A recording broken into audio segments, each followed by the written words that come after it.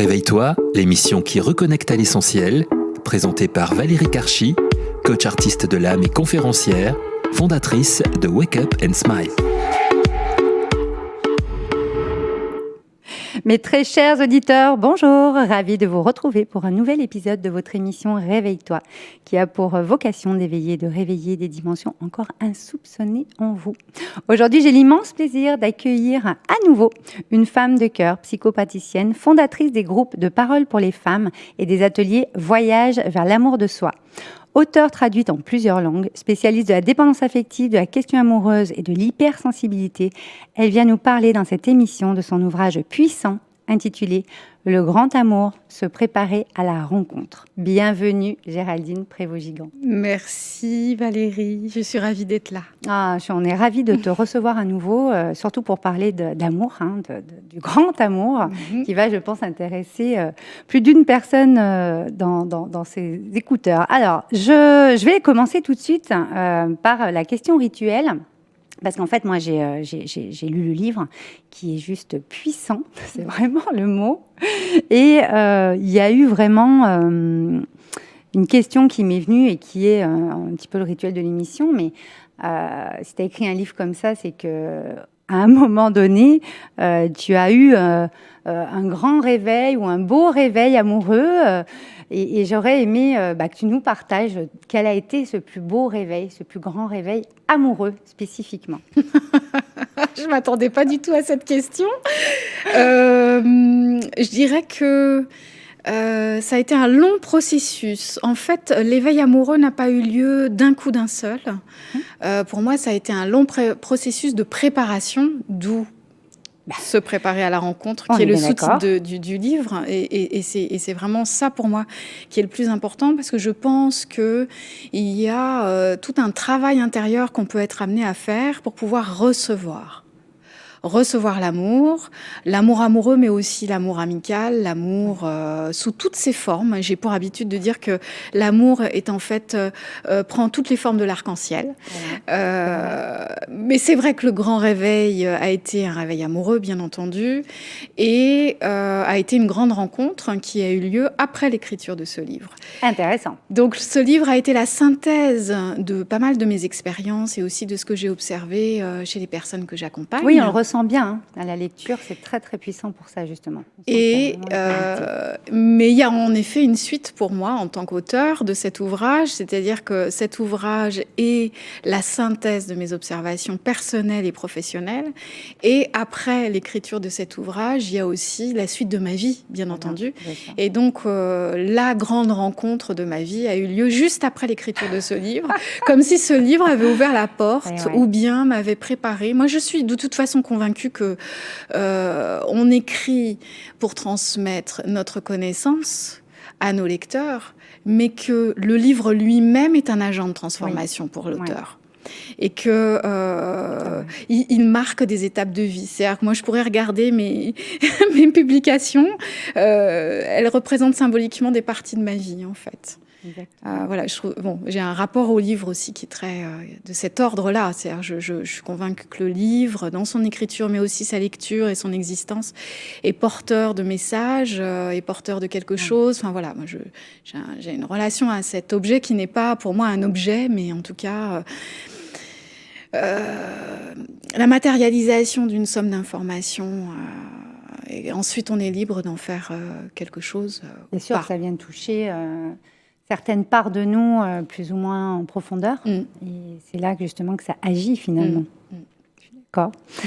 Alors, merci pour ce partage, Géraldine. Alors, je vais citer un passage du livre pour commencer un petit peu notre exploration, parce que c'est vrai que c'est vraiment une préparation, on sent vraiment tout ça. Tu as écrit « Comme le dit la chanson, la période de vie sans amour ou entre deux amours peut être une formidable opportunité de transformation intérieure. Et les rencontres jalonnant ce cheminement quasi initiatique m'ont appris que tout est juste dans l'instant pour qui sait y regarder d'un peu plus près. » Alors, j'ai trouvé ça très très beau. Et pour commencer, j'ai envie qu'on parle de ça parce que finalement, tu me disais que tu avais écrit ce livre pour les femmes à la base, et que l'idée du célibat soulève quand même énormément de questionnements, etc. Donc, je m'en suis noté quelques-unes, on en parlera au cours de l'émission. Je pense qu'à peu près tout le monde se pose ces questions-là quand il est célibataire. Et j'avais envie qu'on parle déjà de ce cheminement. Qu'est-ce qui fait qu'on se prépare? Est-ce qu'il y a une posture à adopter? Est-ce qu'il y a un nouveau regard à porter sur les choses? Tu dis que tout est juste, donc dans l'instant. Tu peux nous en dire plus? J'ai commencé... en fait, ce livre commence par la séparation, qui, en fait, pour certaines personnes, est une porte qui se ferme, mais pour moi, c'est une porte qui s'ouvre sur une phase. Et cette phase, libre à nous de l'utiliser en conscience ou de subir. C'est-à-dire, certaines personnes vont associer la période de célibat comme un désert. Il n'y a rien qui pousse, il y a un désert, il n'y a rien. Et on subit et on attend que quelque chose se passe. Ou bien, on voit la période de célibat comme une phase offerte, que l'on s'offre, ou que la vie nous offre, de vivre en conscience cette phase de vie, parce que de toute façon, on sait bien que tout est cycle. Et exactement, donc, c'est très bien noté. Ça dure un certain nombre de temps, on ne sait pas quand. Ça tourne. Ça tourne. Et donc, comme les saisons. Voilà. Et donc, quand je suis dans cette phase hivernale ou automnale, pour reprendre ton image, qu'est-ce que je fais? Je subis et j'attends que ça se passe, mais du coup, je prends le risque que se répètent encore les mêmes histoires, ou bien je prends cette phase comme une phase de conscience et je commence à réfléchir sur mes histoires d'amour passées, sur celle qui vient juste de se terminer, sur les autres, sur ma biographie amoureuse, et je commence à regarder quels sont éventuellement les schémas de répétition, ce que j'ai à comprendre en fait, qu'est-ce que représente pour moi l'amour, la relation, pourquoi je me suis mis en couple avec telle et telle personne, est-ce que j'ai choisi ou est-ce qu'on m'a choisi, enfin voilà, toutes les questions qui peuvent émerger à ce moment-là. Et le fait de commencer à réfléchir en conscience à son histoire, à sa biographie amoureuse, commence à se dessiner quelque chose. C'est-à-dire qu'il y a des schémas relationnels, il y a des répétitions, on est influencé par le passé, par nos croyances limitantes, aussi par nos croyances aidantes. Et donc, je vais commencer à faire le tri, à ranger tout ça. Qu'est-ce que je garde? Qu'est-ce que je laisse? Qu'est-ce que j'ai à comprendre? Et ça va me préparer à la relation suivante. Et donc, du coup, je ne vais plus vivre mon célibat comme une fatalité, mais vivre mon célibat comme une phase de transformation et de préparation pour l'après. Donc, du coup, je suis actrice aussi. Plus active, et donc on est acteur, on prend sa vie en main, on n'est pas en position d'attente, en pause, où il ne se passe rien, et c'est la catastrophe. Ou en victime de la vie. Et je comprends qu'on puisse ressentir ça à un moment donné, mais c'est pas productif. C'est-à-dire que c'est une phase aussi, on peut se sentir victime de ce qui nous arrive si on ne l'a pas consciemment, en tout cas, choisi. Oui. Mais ensuite, ce qui est important, c'est de pouvoir passer à la phase d'après, se poser les bonnes questions, et du coup, découvrir qu'on peut... en étant dans ce processus de questionnement, en étant dans ce processus de célibat conscient, on est acteur de sa vie et on se donne toutes les chances de pouvoir vivre quelque chose de différent pour l'après, ou en tout cas quelque chose qui corresponde vraiment à qui nous sommes, à nos valeurs, à notre sensibilité, à ce qu'on a envie de vivre. Bah oui, parce que je vais enchaîner avec la partie de la solitude dont tu parles. À un moment donné, toi tu dis que c'est une fidèle initiatrice. Moi, je suis d'accord, parce qu'en fait, souvent, on est en couple amoureux, mais on ne se connaît pas soi-même très bien. Finalement, c'est ce qu'on voit beaucoup actuellement, et je pense que ça vous parlera, mes très chers auditeurs. Et donc, c'est quand même une étape, un cycle, mais une étape de vie, parce que tu parles du pourquoi moi, et donc après, il y a des étapes qui vont devoir être dépassées, on va en parler, mais cette étape de solitude, alors choisie ou non, est quand même initiatrice, parce que à un moment donné, ça renvoie à qui je suis. C'est ce que tu marques dans le livre. Mieux se connaître permet finalement de mieux se préparer peut-être à la prochaine rencontre. Oui, si je ne sais pas qui je suis, mes choix ne seront pas les mêmes. Dans le couple que l'on forme, il y a... L'autre nous renvoie des parties de nous-mêmes dont on n'avait pas forcément conscience, et on renvoie aussi des parties de lui-même dont il n'avait pas conscience jusque-là. Et c'est en ça que le couple est un formidable espace de travail sur soi, d'évolution. Mais si on ne se connaît pas soi-même, nos choix de cet autre ne vont pas être les bons. C'est biaisé, en fait. C'est biaisé. Et souvent, les gens se cherchent à travers les autres. Et oui, c'est pour ça que je te parle de ce sujet-là. Je trouve que c'est très intéressant parce que souvent, c'est vraiment dans le regard de l'autre qu'on pense se connaître, mais est-ce qu'on se connaît vraiment soi-même déjà, nous-mêmes, à l'intérieur de nous, seuls ? Et cette phase de solitude, elle permet de se rencontrer. Mais c'est ce qui fait aussi très peur. C'est-à-dire que nous sommes dans une société qui nous sollicite. On est constamment happés à l'extérieur de nous-mêmes. Et la solitude ramène à soi, c'est-à-dire qu'on est moins sollicité par des informations environnantes, ne serait-ce qu'au niveau sensoriel.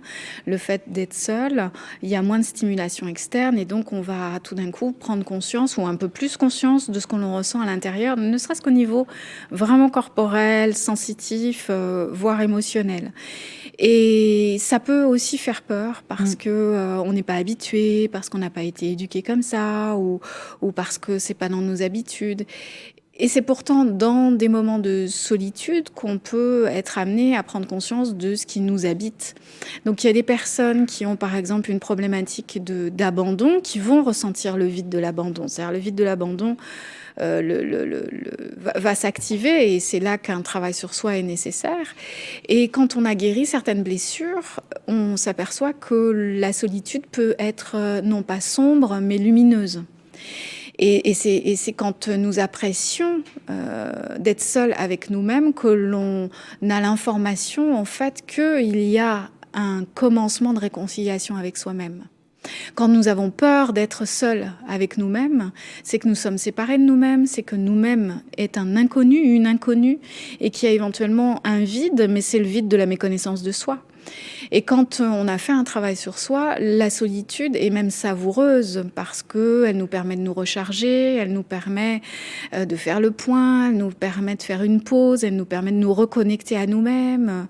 Et donc c'est pour ça que je parle de la solitude sombre, qui est celle où on va être en contact avec nos blessures, et ça nous fait peur, et pourtant il faut traverser ça accompagné d'un professionnel, bien sûr, parce que sinon ça peut être très angoissant. Et la solitude lumineuse, qui est celle où on est en paix avec nous-mêmes. Et quand on est en paix avec soi-même, on ne va pas interagir de la même façon. Et on a d'autres types de rencontres aussi. Moi, je pense que vraiment, il y a quelque chose qui se modifie à l'intérieur de soi, et donc à l'extérieur de soi. Ah oui, parce que tout part de soi. Donc forcément, après, notre environnement va se modifier en fonction de ce qu'on a modifié en nous, finalement. Voilà, exactement. C'est primordial. Non, mais c'est très intéressant. Il y a tout un chapitre sur le célibat, une solitude nécessaire. Je suis complètement d'accord, mais ça fait très peur dans une société, effectivement, et je pense que c'est important d'en parler aujourd'hui dans l'émission, parce que quand on comprendra que la solitude, finalement, est quand même le point de départ de beaucoup de choses, après, on le comprend bien dans le livre. Après, tu nous parles des différents profils d'amoureuses, etc. C'est très, très intéressant. Moi, j'avais envie de parler également de la reproduction du modèle parental. On parle un petit peu, enfin, t'en parles beaucoup à un moment donné. Il y a ce modèle parental, il y a aussi le love remake, c'est-à-dire on reproduit, etc. Est-ce qu'il n'y a pas quelque chose à comprendre entre chaque relation, entre chaque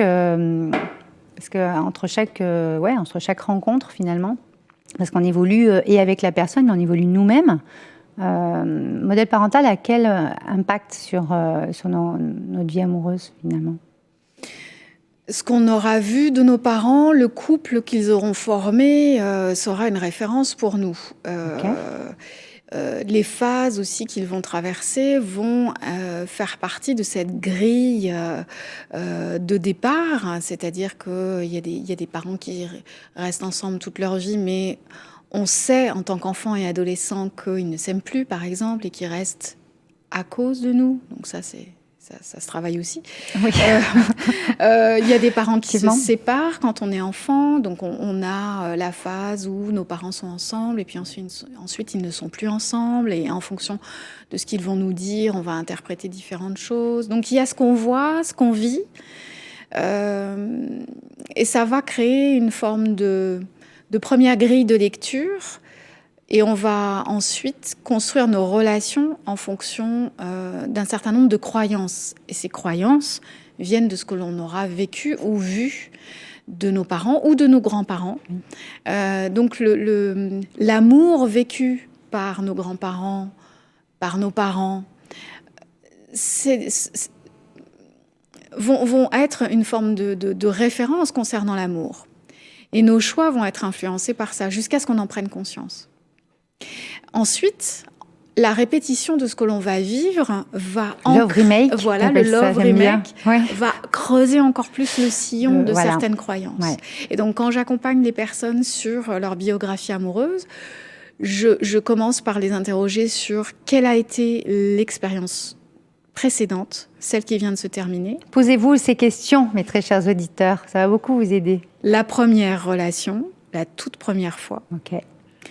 Et puis ensuite, j'interroge sur qu'est-ce qui s'est passé entre la toute première fois et la toute dernière fois. C'est là qu'on peut voir s'il y a du love remake. C'est-à-dire, est-ce qu'on vit souvent les mêmes types d'histoires ou est-ce qu'on rencontre souvent les mêmes types de personnes ?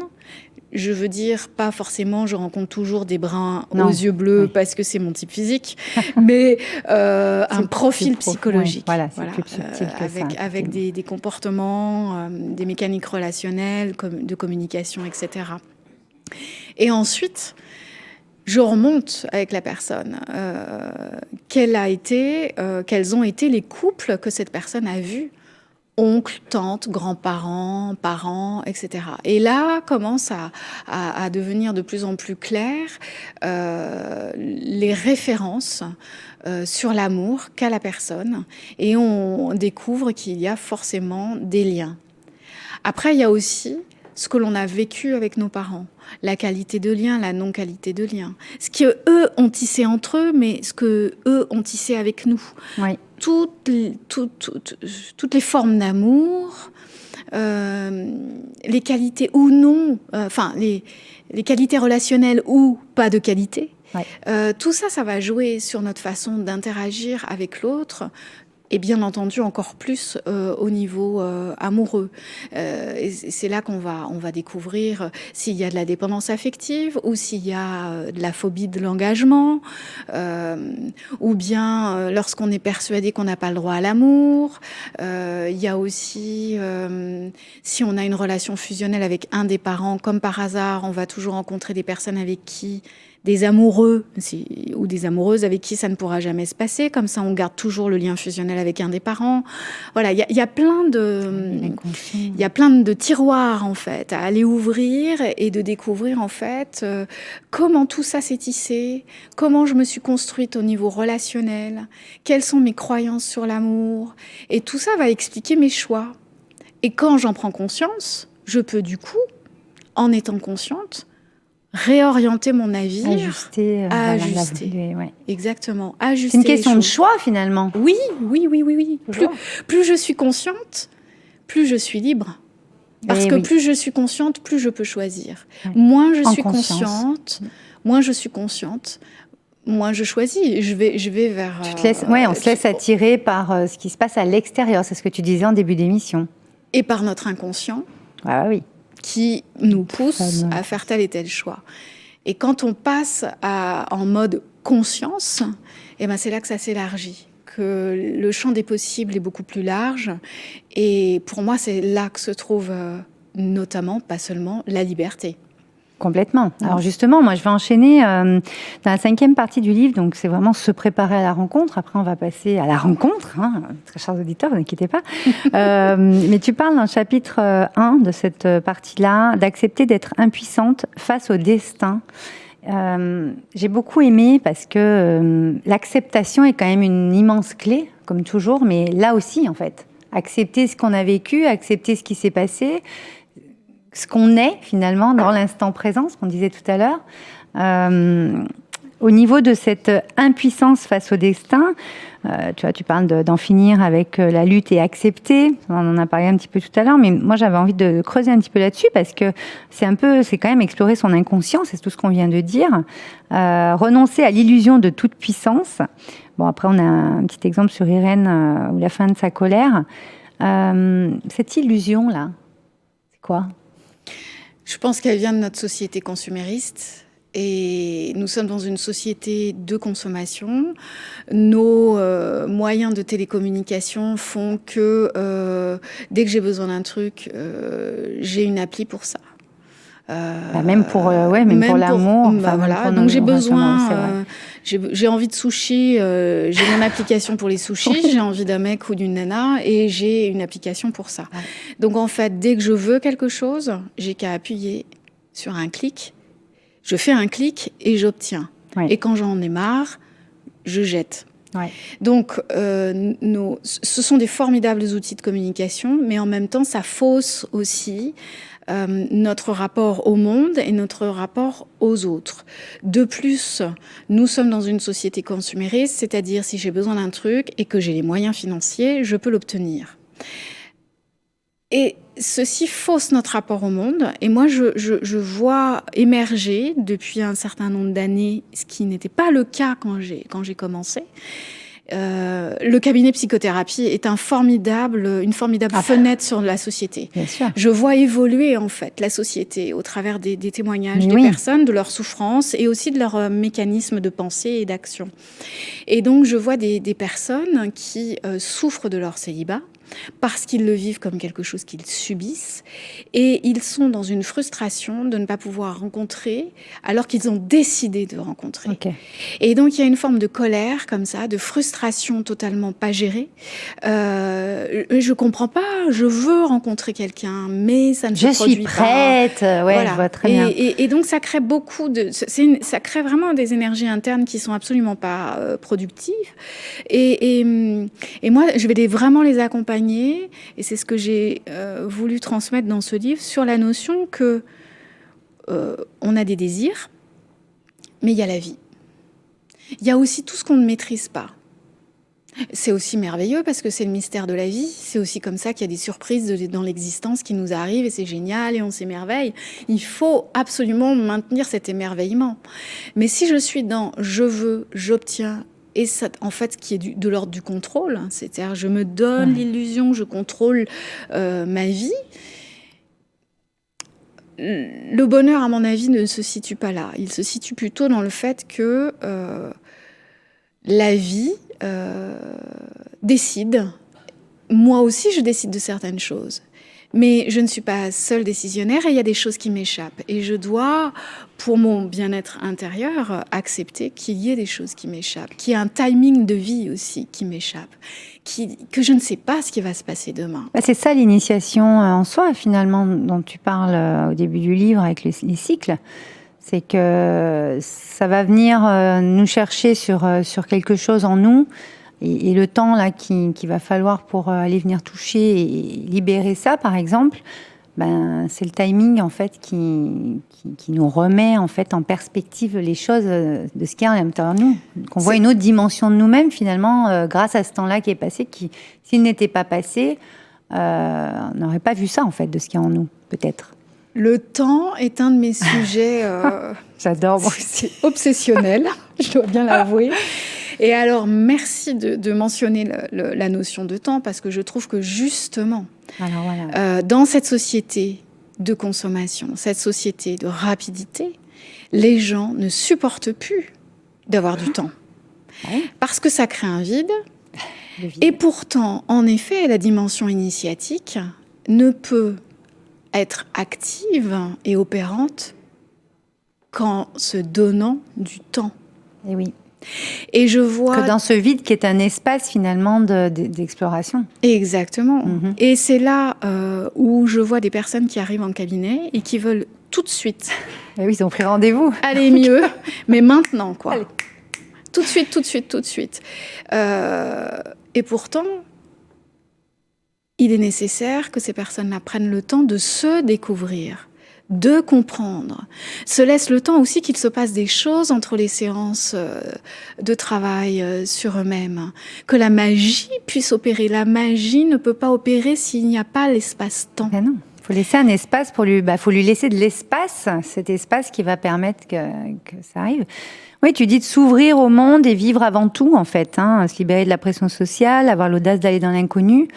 Et pour vivre sereinement l'incroyable, j'aime bien accepter l'inattendu, c'est vraiment vivre sereinement l'incroyable, accueillir la surprise, parce que finalement on a envie d'être surpris, mais en fait est-ce qu'on en a vraiment envie? Peut-être pas, puisqu'on est dans le contrôle. Tu as parlé du contrôle, moi j'aime bien aussi la notion de contrôle, parce que des fois on ne se rend pas compte qu'on est dans le contrôle. Absolument, tout à fait. C'est ce que je disais tout à l'heure par rapport au fonctionnement de notre société, c'est-à-dire qu'on est amené à être dans le contrôle, même s'en apercevoir, parce que notre société fonctionne de plus en plus avec cette immédiateté. Donc immédiatement, je veux un truc et je dois pouvoir l'obtenir. Donc forcément, ça entraîne cette notion de contrôle et nous échappe cette posture qui est que prendre son temps, accepter de recevoir, se laisser surprendre. Par exemple, dans mes animations de groupe, je me rends compte qu'il y a des personnes pour qui c'est extrêmement difficile. Quand je dis, par exemple, au démarrage d'un accompagnement de groupe, je leur dis « N'oubliez pas une chose importante, c'est de vous laisser surprendre par ce qui va se passer et on ne sait pas ce qui va se passer. » Mais c'est super flippant quand on a l'habitude de contrôler et puis quand on a peur de se rencontrer. Et pourtant, quand on commence à apprivoiser ça et que la peur disparaît, c'est là qu'il y a quelque chose qui lâche, on se détend et du coup on peut recevoir des informations, qu'elles viennent de nous-mêmes en interne, de notre inconscient, ou qu'elles viennent de la vie, de l'environnement. Et cette réceptivité, cette disponibilité, pour moi c'est vraiment un art, et un art de vivre. Et il y a une paix qui forcément s'installe aussi de facto. Mais c'est tout un cheminement pour y arriver. Mais je suis convaincue que pour notre bonheur et notre bien-être, nous devons prendre soin de ces notions de réceptivité, de temps, de connaissance de soi. Ouais. Parce que nous sommes dans cette vie où tout va très vite. D'ailleurs, tout le monde le dit, la perception temporelle n'est plus la même. On a l'impression que tout va vachement vite, on ne voit plus passer le temps. Parce que d'où prendre des temps pour soi, justement. Voilà. Pour ralentir cette impression que le temps va vite. Oui. Je pense que c'est illusoire là aussi. Parce que c'est nous qui allons vite, en fait. On est bombardé d'informations. Bah oui. C'est nous qui voulons bien prendre tout ça. Et donc, exactement. Vision de voir que ça va vite. Ouais. Exactement. Ok. Non, mais c'est très intéressant. Alors, on va en venir à la rencontre. Tu dis qu'il faut quand même laisser une place pour un homme. Quand même, oui. On parlait d'espace il y a 2 secondes. Donc, parlons de place, espace, place. Parce que c'est quand même important là aussi. Parce que moi, j'entends souvent... oui, mais là, je me sens prête. Là, c'est bon. C'est décidé. Voilà. On nous demande de prendre en considération notre libre arbitre, de décider, d'oser, etc. On entend beaucoup ça. Puis il y en a, ils disent ça y est, moi j'ai décidé. Alors voilà, je me suis inscrite sur telle application où je sors tous les samedis pour rencontrer quelqu'un. Enfin, tu vois, on sent qu'il y a quand même une action qui est mise en place et c'est super. Donc la personne va s'ouvrir d'une certaine manière, faire des choses qu'elle ne faisait peut-être pas avant, etc. Donc c'est vraiment ce qu'on disait il y a 2 secondes, s'ouvrir au monde et vivre avant tout. Mais quand même, il y a une petite attente derrière, il y a tout ça. Et est-ce qu'on laisse vraiment l'espace et donc la place à la personne qu'on a rencontrée? Moi, je ne suis pas sûre. Parce qu'en fait, justement, ce contrôle fait qu'on va atrophier cette place, cet espace, en pensant de façon illusoire que il y a cette place, mais finalement, elle n'y est pas. Parce que... nous, on va quand même s'activer à faire plein de choses, sortir, voilà, aller voir si on peut trouver quelqu'un sur une application, etc. Mais par contre, encore une fois, on n'a pas cet espace pour nous à accueillir, etc. Parce qu'en fait, on ne sait pas où on va, c'est ce que tu dis. Donc la place, comment on peut définir cette place? Comment on sait qu'on a vraiment la place pour quelqu'un, finalement? Ou alors qu'on est dans l'illusion de ça, finalement? La place, elle peut être occupée par pas mal de monde. En fait, c'est une place dans notre espace psychique. On peut imaginer un paysage et un grand jardin. Notre espace psychique, imaginons un grand jardin. Dans ce jardin, il y a des statues qui sont des symboles de certaines de nos valeurs, de nos origines, de notre transgénérationnel. Il y a aussi nos ancêtres qui sont là, qui font leur vie. Il y a des gens du passé. Et donc, cet espace psychique peut être encombré par un certain nombre de personnes. Ça peut être des deuils pas faits, c'est-à-dire des relations amoureuses du passé qu'on n'a pas digérées. On croit que oui, mais en fait, non. Voilà, en fait, non. D'ailleurs, c'est clair, hein, toutes les personnes que j'accompagne vont dire « Ah bah merde, j'ai rêvé de mon ex. » Ah, ok. Travaillons ça. C'est le moment. C'est le moment. Donc, les gens qui reviennent dans nos rêves, c'est qu'il y a quelque chose qu'on a à comprendre, c'est qu'il y a un lien qui n'est pas encore parti. Donc, il peut y avoir des relations passées, des deuils. On peut avoir fait le deuil de la personne, mais pas de la relation, par exemple. Donc, voilà. ça occupe la place. C'est intéressant de voir un petit peu ces nuances, parce que je pense que dans cette préparation, il y a beaucoup de nuances et de subtilités à prendre en compte. Ah, absolument. C'est pour ça que je voulais qu'on en fasse une émission complète. On ne pourra pas tout dire, mais en tout cas, on va déjà parler de certaines choses. Et oui, et c'est vrai qu'il y a beaucoup de clichés, il y a beaucoup d'idées toutes faites. Il y a aussi beaucoup de clichés qui sont des concepts de développement personnel mal interprétés. Je travaille souvent là-dessus. J'ai fait 2 heures de groupe là-dessus il y a quelques mois. On a fait un formidable travail collectif parce que sont sorties énormément de croyances, mais interprétées, réinterpréter, c'est-à-dire des concepts de développement personnel, voire des concepts de thérapie, des notions psychothérapeutiques, du fonctionnement humain, mais réinterprétées et qui bloquent le système en fait, qui modifient nos croyances et qui modifient notre vision de nous, des autres, du monde, de l'amour, etc. Voilà, je ne sais plus où j'en suis. Mais en fait, on parlait... Oui, la place. Pardon. T'inquiète pas. Donc, la place peut être occupée par le deuil de quelqu'un, c'est-à-dire un ex auquel on tient encore, ou d'une relation que l'on regrette. La place peut être occupée par une relation fusionnelle avec un parent, comme je le disais précédemment. Oui, très juste. La place peut être occupée par toute relation fusionnelle. Ça peut être un ami, un très bon ami, une amie, une sœur, un père, une mère, enfin voilà, des personnes qui ne sont pas dans le paysage à la bonne place, pour reprendre l'image du jardin. Voilà. Et donc, il y a un travail à faire sur ces relations. Et il y a un tri à faire avec le passé. Donc, il faut laisser de la place pour pouvoir laisser rentrer quelqu'un. Et en effet, on peut décider, comme tu le disais tout à l'heure, et que rien n'arrive parce que la place est encombrée par un certain nombre de choses. Des choses du passé que l'on ne laisse pas partir, des croyances, des relations fusionnelles. C'est vrai que je vous entends d'ici, mes très chers auditeurs, on dit oui, mais enfin, on s'en sort jamais. Il y a toujours, c'est vrai, un petit détail dans une vie.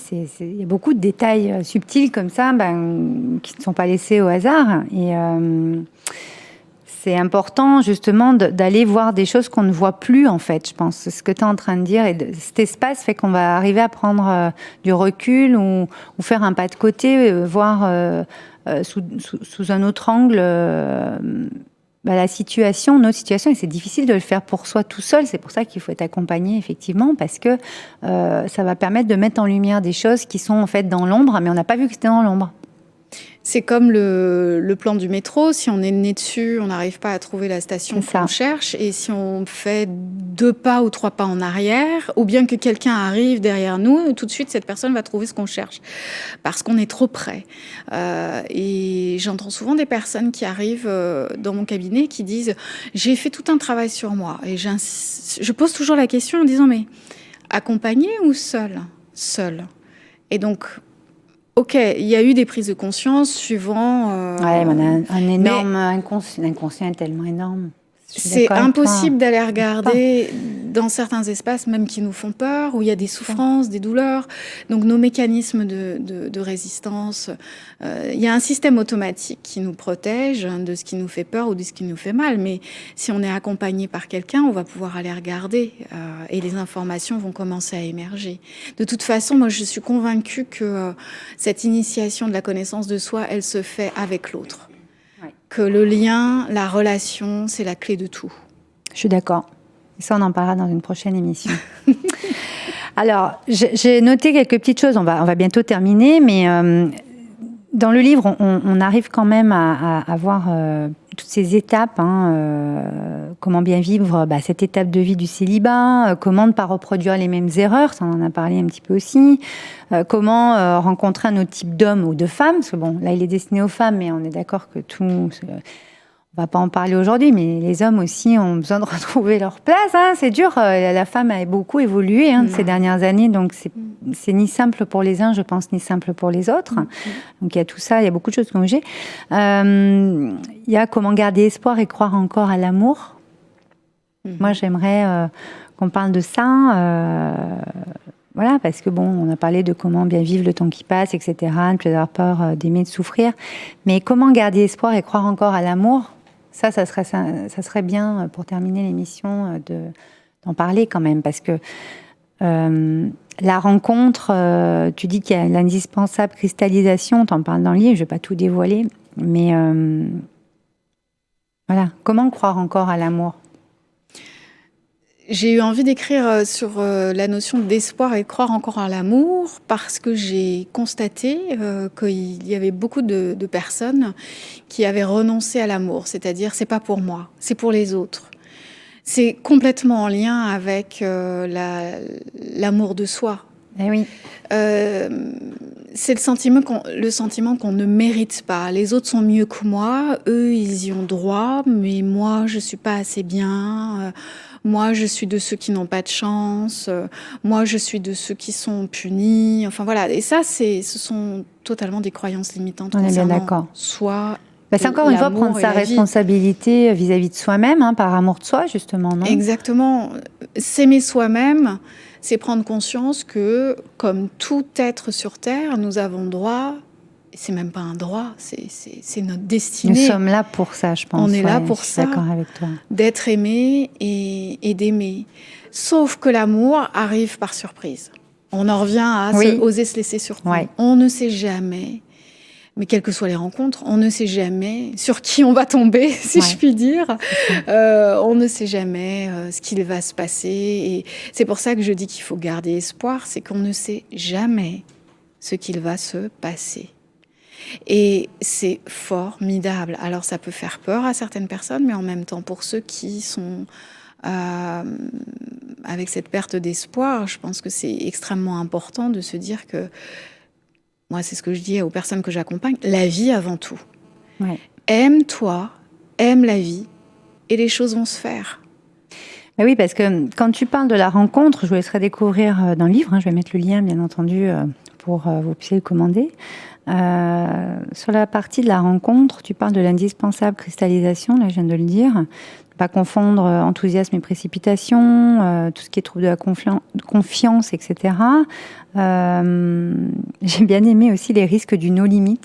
C'est quelque chose que j'aime bien parce que on croit que c'est nos limites, mais en fait, il y a des limites, c'est le respect de soi finalement derrière.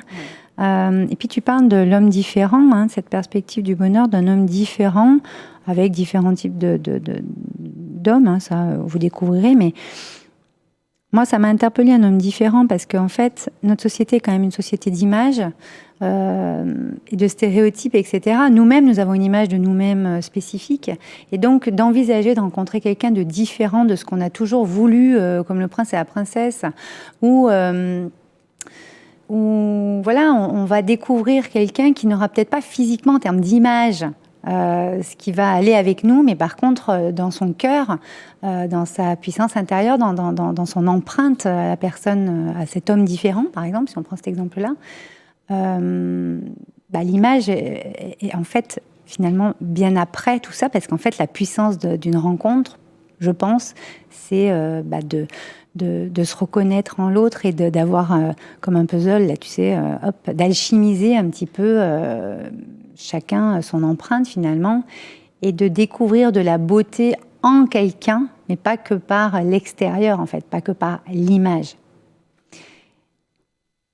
L'homme autre est aussi un homme qui va être différent de ceux que j'aurais rencontrés en termes de fonctionnement relationnel, communicationnel et j'ai perdu le mot. Donc, ce sera de toute façon... Moi, j'invite toujours les personnes... C'est-à-dire qu'en fait, on va pouvoir trouver qui est l'homme autre si on a compris notre love remake. Voilà. Si je connais mon système de répétition, c'est-à-dire qu'est-ce qui se répète en termes de relations, qu'est-ce qui se répète en termes de rencontres, c'est-à-dire quel type de personnes je rencontre fréquemment, quel profil psychologique, quel serait un homme autre, c'est-à-dire un homme qui ne soit pas du même moule que ceux que j'ai rencontrés auparavant, qui, eux, ne me correspondent pas. Et proviennent aussi de mes névroses, du contenu de mon inconscient, de mes croyances limitantes, de mes traumas, etc. Quel va être cet homme autre qui va correspondre à celle que je suis devenue, à celle qui a guéri ses blessures, à cette femme qui est connectée à son pouvoir de femme, celle qui est connectée à son pouvoir créateur, celle qui est véritablement en connexion avec elle-même, qui est en paix avec elle-même et qui savoure sa liberté et qui n'est plus dépendante de l'idée de rencontrer quelqu'un. C'est réveiller sa puissance intérieure un peu, hein, finalement. C'est complètement réveiller sa puissance intérieure et être libre. C'est-à-dire que les personnes qui souffrent de célibat et qui veulent absolument rencontrer sont dépendantes déjà de quelqu'un qu'elles n'ont pas encore rencontré. Et oui. Et donc, il n'y a pas... Elles sont dans le futur, en fait. C'est pour ça qu'on parlait d'instant présent aussi tout à l'heure. Hein. Exactement. Et du coup, dans cet instant présent, on crée cet espace-temps qui se rallonge, cet espace, et on est vraiment connecté à soi. Et il n'y a plus cette dépendance à l'idée de rencontrer quelqu'un d'idéal, mais on savoure sa liberté de femme, et donc, du coup, en effet, sa puissance. Et c'est là que on va être aligné et dans une façon de relationner avec le monde et les autres qui va être très constructive. Voilà. Moi, je pense que ça peut être un bon conseil pour garder le sourire, hein, le smile quand on est célibataire, ça. Oui, absolument. Voilà, de rester ouverte. C'est extrêmement important. Alors, très bien. Alors, Géraldine, j'aimerais qu'on parle de ton actualité, parce que c'est très, très en lien avec cet ouvrage, hein, Le Grand Amour, se préparer à la rencontre, hein, aux éditions Odile Jacob, qui est donc disponible. Vous pouvez vous empresser de cliquer dessus pour tous les célibataires. Tu as une actualité qui arrive là dans quelques jours. Hein, tu vas avoir la réédition des 50 exercices pour sortir de la dépendance affective, hein, qui sortira en librairie et bien sûr sur Internet, etc., le 26 mars 2020, le 26 mars prochain. Et voilà, je suis heureuse de vous l'annoncer en exclusivité aujourd'hui, parce que voilà, ça va très très bien avec le livre, hein, puisqu'il y a beaucoup de dépendance affective, hein, de nos jours. Et ces 50 exercices sont vraiment très intéressants, donc je vous inviterai à les découvrir aux éditions Erol. On peut retrouver Géraldine sur son site géraldineprévost-gigant.com avec ses autres ouvrages, avec ses ateliers, avec les groupes de parole pour les femmes. C'est juste merveilleux et magnifique tout ce que tu nous proposes. Merci beaucoup. Et puis bien sûr sur ses réseaux sociaux à son nom. Je te remercie vraiment, Géraldine, d'être venue nous parler d'amour aujourd'hui. Vous nous direz quand est-ce que la rencontre a eu lieu, mes très chers auditeurs. On a envie de connaître la suite, nous aussi. Et puis pour finir l'émission, j'avais envie de vous poser la question, n'est-ce pas l'opportunité d'entrer en relation avec soi comme jamais auparavant? C'est ce que tu marques dans le livre et j'avais envie de finir là-dessus. Posez-vous la question. Passez une bonne fin de journée. Très bientôt. Merci Géraldine. Merci à toi Valérie. Réveille-toi, l'émission qui reconnecte à l'essentiel, présentée par Valérie Karchi, coach artiste de l'âme et conférencière, fondatrice de Wake Up and Smile.